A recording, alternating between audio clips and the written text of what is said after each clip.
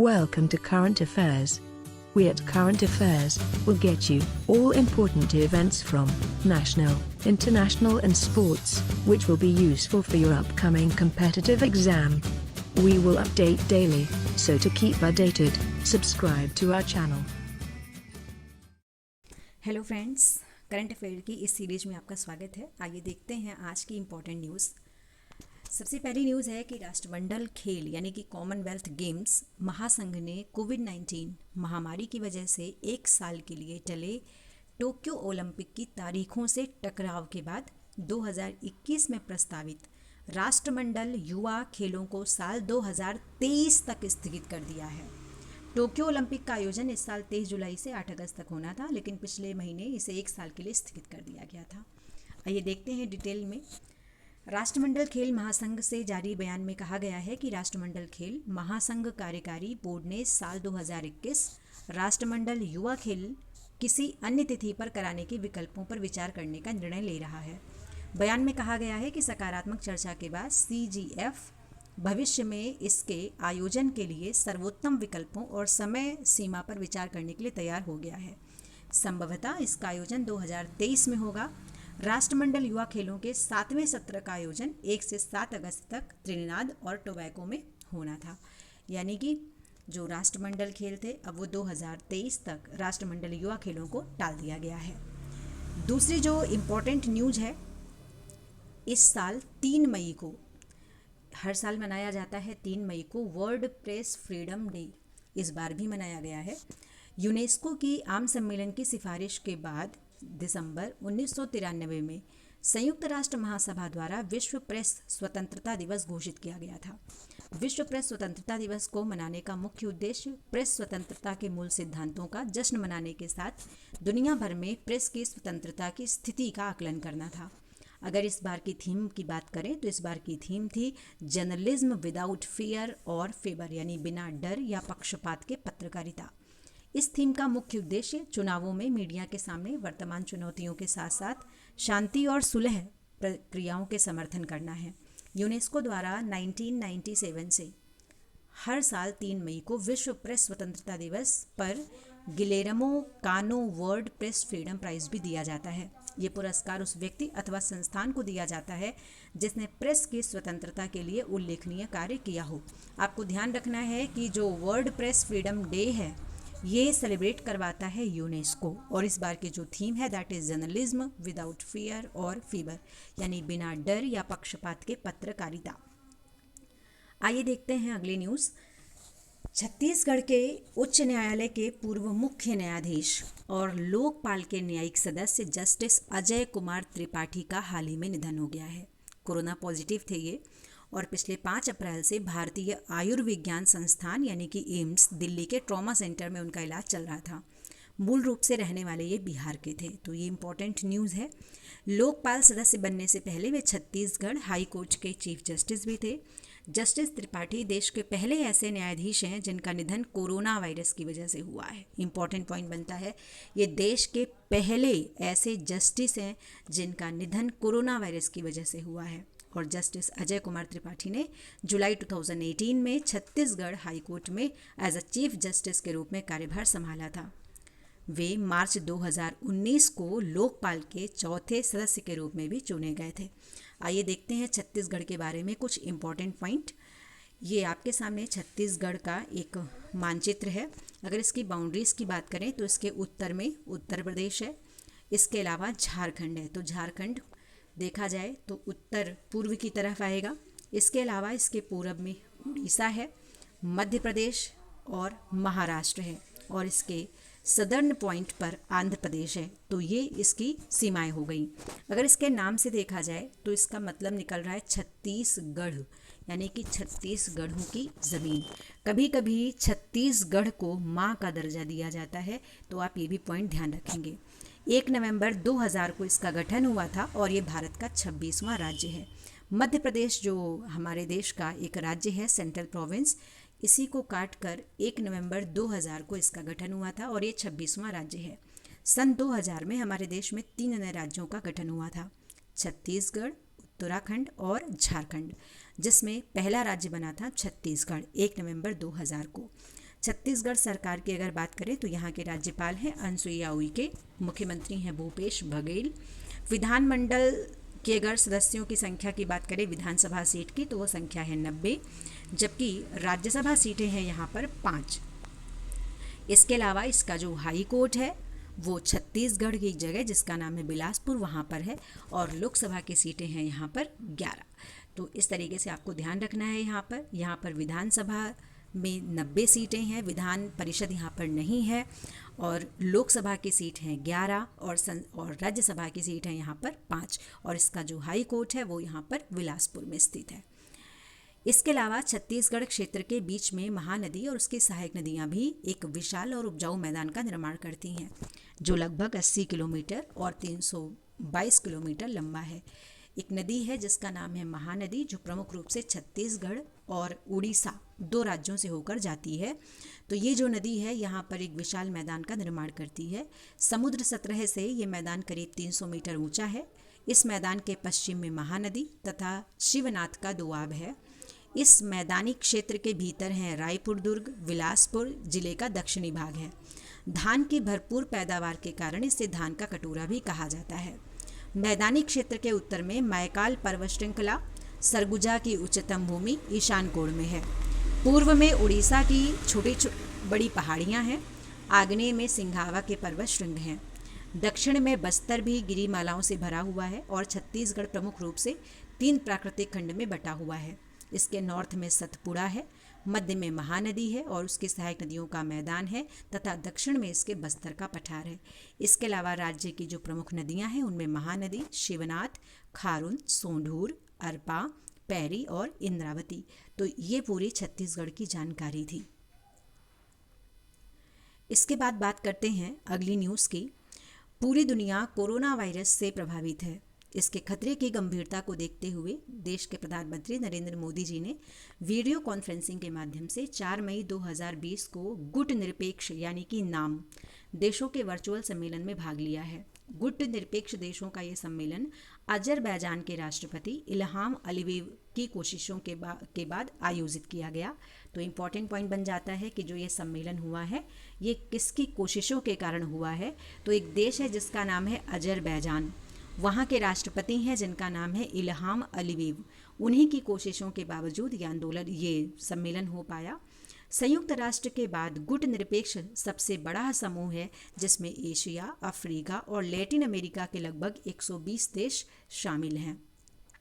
प्रधानमंत्री मोदी ने इस सम्मेलन में हिस्सा लेने से पहले कोरोना संक्रमण को लेकर कई राष्ट्राध्यक्षों से फ़ोन पर भी बात की थी। गुट निरपेक्ष आंदोलन कई देशों की एक अंतर्राष्ट्रीय संस्था है।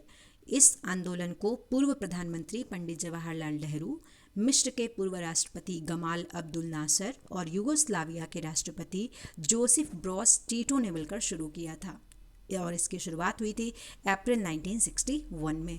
आइए देखते हैं यहाँ जो इम्पोर्टेंट कंट्री हैं। तो इसमें एक देश का नाम आया है जिसका नाम है अजरबैजान। तो जो ये अजरबैजान है, कभी कभी इसको अजरबैजान के नाम से भी जाना जाता है। ये जो देश है ये काकेशस के पूर्वी भाग में एक गणराज्य है, यानी कि एक रिपब्लिक स्टेट है। पूर्वी यूरोप और एशिया के मध्य में ये बसा हुआ है, यानी ये ऐसा देश है जो यूरोप और एशिया दोनों में आता है। भौगोलिक रूप से देखा जाए तो ये एशिया का ही एक भाग है, और इसके जो पड़ोसी देश हैं उसमें से आर्मेनिया है, जॉर्जिया है, रशिया है, ईरान है, तुर्की है, और इसका जो तटीय भाग है वो कैस्पियन सागर से लगता है। अगर इसकी राजधानी की बात करें तो इसकी राजधानी है बाकू। आइए देखते हैं इसकी जो बाउंड्रीज़ हैं। आप देख सकते हो इसके नॉर्थ में रशिया है, जॉर्जिया है, इसके अलावा इसके पश्चिम में है आर्मेनिया, दक्षिण में है ईरान, और इसकी जो बाउंड्री लग रही है वो आप देख रहे हैं कि ये बाउंड्री लग रही है कैस्पियन सी यानी कि कैस्पियन सागर से, और ये देश है जिसका नाम है अजरबैजान।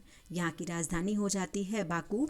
इसके अलावा अगर यहाँ के कुछ और इम्पोर्टेंट सिटीज़ की बात करें तो शाकी है, गांजा है, येवलाक है, ऐसे यहाँ पर बहुत अच्छे अच्छे शहर हैं। इसके बाद एक दूसरा देश चर्चा में आया जिसका नाम था मिस्र, जिसे हम लोग इजिप्ट के नाम से जानते हैं। प्रमुख रूप से ये एक अरब गणराज्य देश है। हालांकि इसका जो क्षेत्रफल है ये पूरी तरीके से अफ्रीका के उत्तर में है। इसका सिनाई प्रायद्वीप दक्षिण पश्चिम एशिया में एक स्थल पुल बनाता है। इस प्रकार मिस्र एक अंतर महाद्वीपीय देश है तथा अफ्रीका, भूमध्य रेखा, मध्य पूर्व और इस्लामी दुनिया की प्रमुख शक्ति है। इसके अलावा इसके उत्तर में भूमध्य सागर, पूर्वोत्तर में गाजा पट्टी और इजराइल, पूर्व में लाल सागर, दक्षिण में सूडान और पश्चिम में लीबिया है। आइए देख लेते हैं इससे रिलेटेड कुछ चीज़ें इंपॉर्टेंट जो हैं। आप देख रहे हैं कि आपके सामने ये मिस्र का एक चित्र है और मिस्र जाना जाता है गीज़ा के पिरामिड के लिए।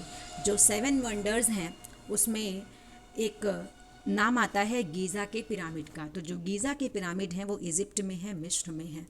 और मिस्र जाना जाता है नील नदी के लिए। दुनिया की जो सबसे लंबी नदी है नील, वो भी मिस्र में है, वो भी अफ्रीका की नदी है और ये प्रमुख रूप से आप देख रहे हैं कि मिस्र में बह रही है। तो ये जो आपके सामने चित्र है ये नील नदी का ही एक चित्र है। यहाँ से आप देखिए कि ये नील नदी जा रही है और जाकर के भूमध्य सागर में अपना डेल्टा बनाती है। तो जो ये नील नदी है आप देख रहे हैं कि इस नील नदी से जो मिस्र देश है यहीं से होकर के गुजर रही है कर्क रेखा। इसके अलावा अगर यहाँ इसकी बाउंड्रीज़ की बात करें तो आप देख सकते हैं कि इसके पश्चिम में लीबिया है, उत्तर में इसके मेडिटेरियन सी है, इसके अलावा पूर्व में इसके लाल सागर है, इसके अलावा गल्फ़ ऑफ अदाबा आप ये देख रहे हैं ये गल्फ़ ऑफ अदाबा है। इसके अलावा सऊदी अरब, अमान, सीरिया ये सारे देश हैं जो इसके पड़ोसी हैं। इसके अलावा अगर देखा जाए तो इसकी एक भूमि का ही हिस्सा है जिसका नाम है सिनाई। ये वाला पार्ट जो आप देख रहे हो इसको नाम दिया जाता है सिनाई। तो ये इसका एक प्रायद्वीप है मिस्र का जो इसी का एक भाग है। इसके अलावा जो नील नदी है ये यहाँ पर आप देख सकते हैं कि यहाँ पर अपना डेल्टा बनाती है और इसी डेल्टा के पास में एक प्रमुख नगर है जिसका नाम है अलेक्जेंड्रिया या इसको सिकंदरिया कहा जाता है। विश्व विजेता सिकंदर की इच्छा थी कि उसका अंतिम संस्कार अफ्रीका में हो। इस वजह से जो ये पोर्ट है इसी का नाम रखा गया है सिकंदर के नाम पर और जो सिकंदर की ग्रेव है, कब्र है, वो भी यहीं पर बनी हुई है। इसके अलावा एक और देश जो अभी नाम आया था जिसका नाम था यूगोस्लाविया। तो ये प्रमुख रूप से यूरोप का देश है। पहले ये रशिया का ही भाग था लेकिन आगे चल कर के जब रशिया का विघटन हो गया तो ये अलग हो गया और बाल्कन स्टेट में आने लगा। तो यूगोस्लाविया को अगर आप देखें तो यूगोस्लाविया के नॉर्थ में है हंगरी, इसके अलावा नॉर्थ ईस्ट में आ जाता है रोमानिया, इसके अलावा साउथ ईस्ट में आ जाता है बुल्गारिया, दक्षिण में है अल्बानिया और इसके अलावा दक्षिण में ही है इसके इटली। इसके अलावा एड्रियाटिक सी के साथ इसकी सीमा लगती है। तो ये प्रमुख रूप से वो देश थे जो चर्चा में हैं। इसके अलावा कुछ करंट अफेयर्स के न्यूज़ हैं कि आईसीसी द्वारा जारी ताज़ा टेस्ट रैंकिंग में भारत को कितने स्थान पर रखा गया है। तो इसको रखा गया है 3rd नंबर पर। हाल ही में किस अनुभवी बल्लेबाज को न्यूजीलैंड का वर्ष का सर्वश्रेष्ठ क्रिकेटर चुना गया है। तो वह है रॉस टेलर। हाल ही में किस राज्य के चाक हाओ अर्थात काले चावल को भौगोलिक संकेतक का टैग दिया गया है। तो उस राज्य का नाम है मणिपुर। हाल ही में किस राज्य सरकार ने शहरी क्षेत्रों में रहने वाले लोगों को कम से कम 120 दिनों के रोजगार की गारंटी देने वाली मुख्यमंत्री शहरी रोजगार गारंटी योजना लॉन्च की है। तो उस राज्य का नाम है हिमाचल प्रदेश। वेस्ट बंगाल की मुख्यमंत्री ममता बनर्जी ने कोविड-19 संकट को कवर कर रहे पत्रकारों और फ्रंट लाइन वर्कर्स का कितने लाख रुपए का जीवन बीमा करने का ऐलान किया है। तो वो है 10 लाख रुपए। विश्व एंटी डोपिंग एजेंसी यानी वोडा ने डोप टेस्ट में फेल होने पर भारतीय डिस्कस थ्रोवर संदीप कुमारी पर 4 साल का बैन लगा दिया है। तो ये इम्पॉर्टेंट न्यूज़ थी। इसके अलावा अगली जो इम्पॉर्टेंट न्यूज़ है वो ये है कि ऐसा कौन सा देश है जो इस साल के अंत तक आर्कटिक जलवायु और पर्यावरण की निगरानी हेतु अपना पहला आर्कटिक M उपग्रह लॉन्च करेगा। तो उस देश का नाम है रशिया। इसके अलावा CSIR ने किसान सभा ऐप शुरू किया है। तो आइए जानते हैं CSIR किसान सभा ऐप के बारे में।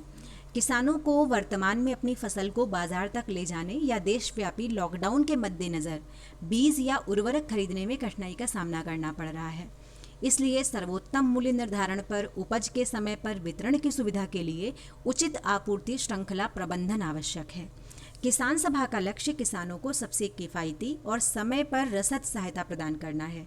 आवेदन के उपयोग से उनके लाभ मार्जिन को बढ़ाने में भी मदद मिलेगी, क्योंकि ये बिचौलियों के हस्तक्षेप को कम करेगा और किसानों को सीधे संस्थागत खरीदारों से जोड़ेगा। ये आवेदन किसानों को निकटतम मंडियों की दरों की तुलना करके फसलों की सर्वोत्तम बाजार दर प्रदान करने में भी मदद करेगा। यानी जो किसान सभा ऐप है, ये शुरू किया गया है किसानों की समस्याओं से संबंधित, और ये ऐप शुरू करने वाला जो संस्थान है उसका नाम है CSIR। इसके अलावा कोयला मंत्रालय द्वारा एक परियोजना शुरू की गई है जिसका नाम है निगरानी। तो ये इकाई खदानों के संचालन के लिए राज्य और केंद्र सरकार के अधिकारियों से मंजूरी प्राप्त करने में खदानों की सहायता करेगी। इकाई देश में कोयले के उत्पादन और कारोबारी माहौल को बेहतर बनाने में मदद करेगी। इस इकाई को शुरू करने का लक्ष्य है ज़्यादा बोलीदाताओं को आकर्षित करना, यानी जो कोयले की नीलामी होती है उसमें जो सबसे ज़्यादा बोली लगा रहा है ऐसे लोगों को अपनी तरफ अट्रैक्ट करना। भारत में कोयला खदानों का राष्ट्रीयकरण 2 चरणों में किया गया था। कोलिंग कोल खानों के प्रबंधन के लिए कोकिंग कोल माइंस आपातकालीन अधिनियम आया था 1971 के तहत। 1971 में पहला राष्ट्रीयकरण हुआ था और भारत के पास विश्व में 5वें स्थान पर सबसे विशाल कोयले का भंडार है। इसके अलावा जो भी रूस के बारे में बात की थी उसको थोड़ा सा डिटेल में देख लें कि रूस आर्कटिक जलवायु और पर्यावरण की निगरानी हेतु लॉन्च करेगा अपना पहला सैटेलाइट। अंतरिक्ष उद्योग के सूत्र ने फरवरी में स्पुतनिक को बनाया था कि बैकोनूर अंतरिक्ष केंद्र से 9 दिसंबर 2020 के लिए पहली आर्कटिक एम उपग्रह की लॉन्चिंग की योजना बनाई गई थी। मीडिया रिपोर्ट्स के अनुसार फ्रीगैट बूस्टर के साथ उपग्रह को सोयूज 2.1.1 वाहक रॉकेट का उपयोग करके लॉन्च किया जाएगा। आर्कटिक वृत्त पृथ्वी के नक्शे में अक्षांश द्वारा चिन्हित 5 प्रमुख क्षेत्रों में सबसे उत्तरी क्षेत्र है। इस वृत्त के उत्तरी क्षेत्र को आर्कटिक के रूप में जाना जाता है और दक्षिण क्षेत्र को उत्तरी शीतोष्ण क्षेत्र के लिए जाना जाता है। आर्कटिक वृत्त के उत्तर में क्षितिज के ऊपर प्रतिवर्ष सूर्य कम से कम एक दिन 24 घंटे के लिए दिखाई देता है। तो जो पृथ्वी का उत्तरी ध्रुव है 66.5 डिग्री से लेकर के 90 अंश तक का जो क्षेत्र है हमारी पृथ्वी का, उसे आर्कटिक वृत्त के रूप में जाना जाता है। इसके अलावा one nation one ration card योजना के तहत 5 राज्यों को जोड़ा गया है। तो इसके बारे में मैंने आपको डिटेल में किससे राइटिंग बताया था। अगर आपने वो वीडियो नहीं देखा है तो आप उसको ज़रूर देखें, क्योंकि one nation one ration card से रिलेटेड आपके मेंस एग्जाम में इससे लिखने के लिए आ सकता है। तो केंद्रीय खाद्य एवं उपभोक्ता मामले के मंत्री मिस्टर राम विलास पासवान ने हाल ही में घोषणा की है कि केंद्र सरकार 1 जनवरी 2020 को कुल 12 राज्यों को आपस में इस योजना से जोड़ा था। अब देश में कुल 17 राज्य हो गए हैं जो इस योजना से आपस में जुड़ जाएंगे। इनमें आंध्र प्रदेश, गोवा, MP, महाराष्ट्र, झारखंड, केरला, राजस्थान, तेलंगाना शामिल हैं। इस योजना के तहत किसी को भी नया राशन कार्ड बनवाने की ज़रूरत नहीं है। ये योजना 12 राज्यों में 1 जनवरी से लागू हो चुकी है। केंद्र सरकार राष्ट्रीय खाद्य सुरक्षा कानून के तहत देश भर में 80 करोड़ से ज़्यादा लोगों को सस्ते दामों पर खाद्यान्न मुहैया करवा रही है।